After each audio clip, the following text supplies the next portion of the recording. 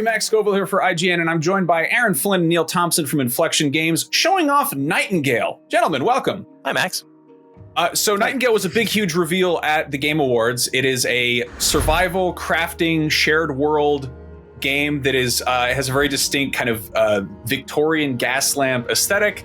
There's a lot going on here. Before we dive into all that, can we get a little bit of background on sort of who Inflexion Games are as a studio, what your background is, and where this all came from?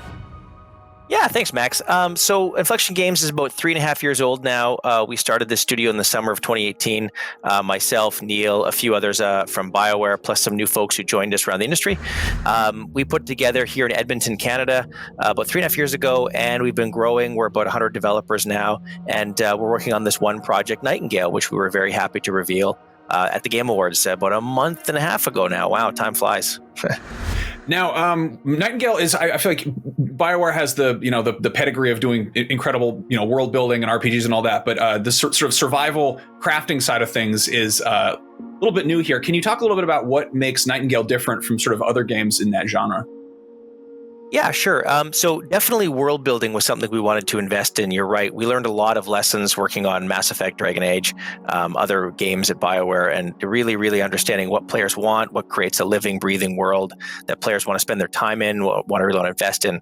And so we took a lot of those lessons here to Inflexion as we put together the plans for Nightingale. What we decided to change up was the formula for gameplay. So BioWare, obviously, and a lot of us spent a lot of time building RPGs, action RPGs, great shooting mechanics in Mass Effect, wonderful mechanics in Dragon Age Origins and beyond. But we wanted to put this survival crafting spin in it. So we spent a lot of time understanding the survival crafting genre, still learning lots in that area, because it's a really interesting genre for innovation, for new plans, for these really smart teams coming up with really interesting and compelling new gameplay stuff. And so we're learning a lot about that and finding really fun survival crafting gameplay to put in front of players.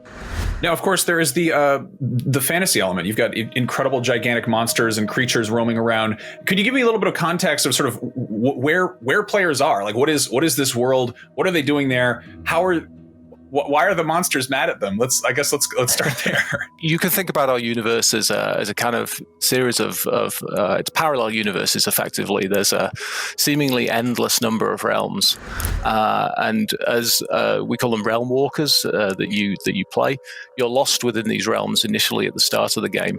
And the realms are inhabited by creatures, by monsters, by wildlife, and you got to kind of deal with them as you see fit.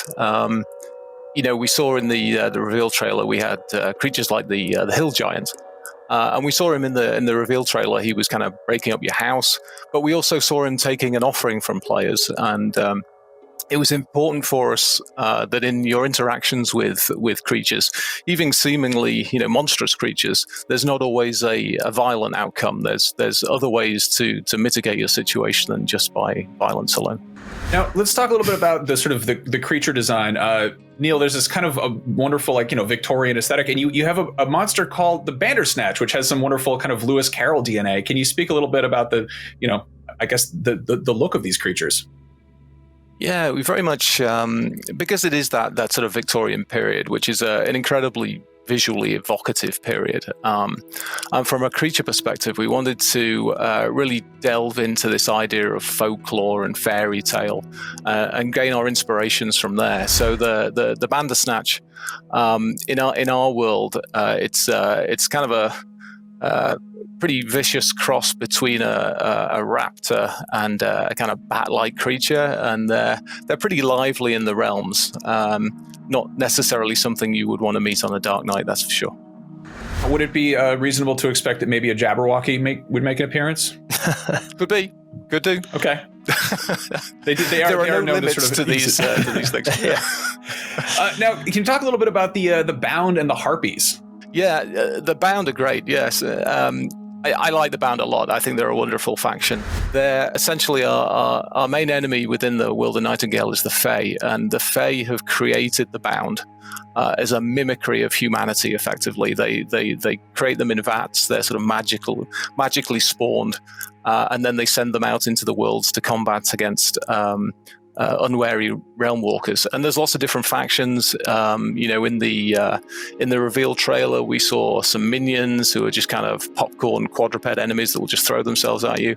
But there's also ones with more magical abilities, more ranged abilities, tank-like creatures. There's a bound bruiser in the reveal trailer who has a wheel for a head, just because it was kind of cool, and we thought it was interesting.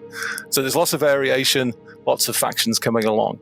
And the harpies were fantastic creatures.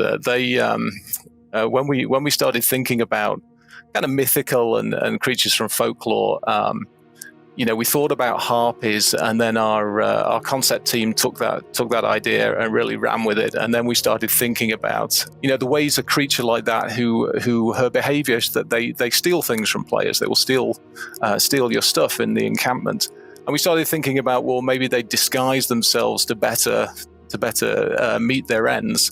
And that's where the kind of idea that they might almost take on this sort of human visage with the face and the cloak around them to almost look like an old woman where they're in the realms. I mean, of course, it doesn't look like an old woman when you get up close, but by then it might be too late. Now, let's talk about the realms some more. How do players sort of get between them? How do you do actual realm walking within the game? Well, that's a great question, Max. So players will be venturing to portals, and they'll find portals all throughout the realms that they're exploring.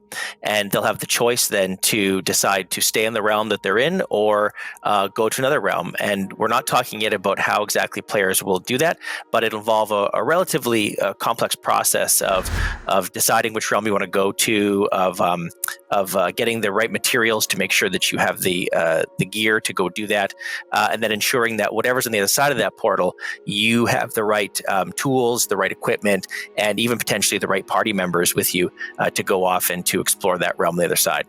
So the whole goal is to give players lots of opportunities to explore a realm, and then when they're ready to, they'll find a portal and they'll decide if they want to go to another realm and what exactly that realm will be. Should we expect the realms to be just drastically different in terms of climate and environment and things living there?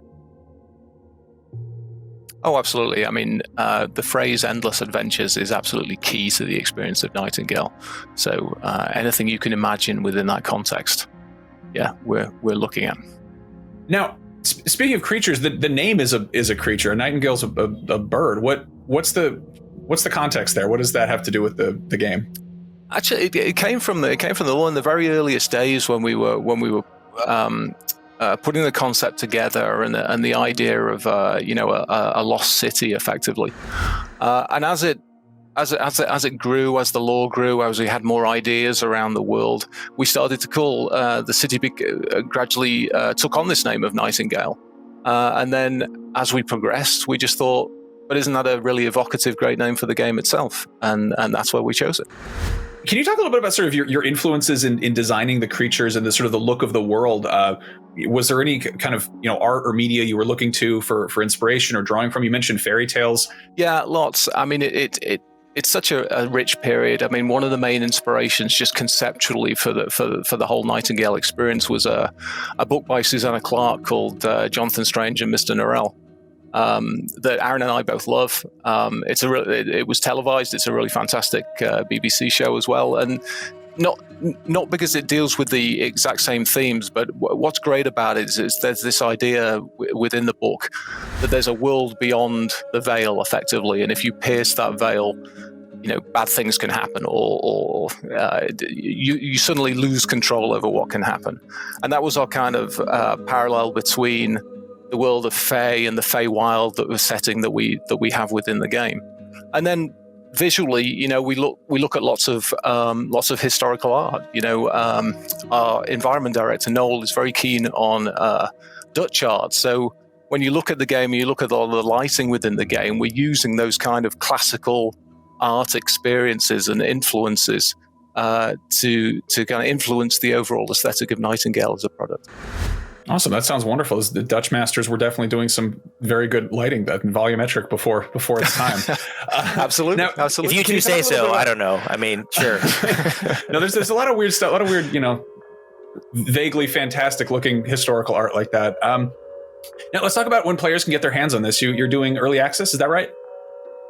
That's right. Yeah. So we're going to start playtesting in the very near future here. So we've had you can sign up at playnightingale.com to learn more, and then we'll be inviting a few folks in as needed based on some parameters, things like PC specs and stuff like that. Familiarity with the genre. All right, Aaryn, Neil, thank you so much for showing off Nightingale. I'm dying to find out more, and if you watching at home are trying to find out more, you're already in the right place. IGN.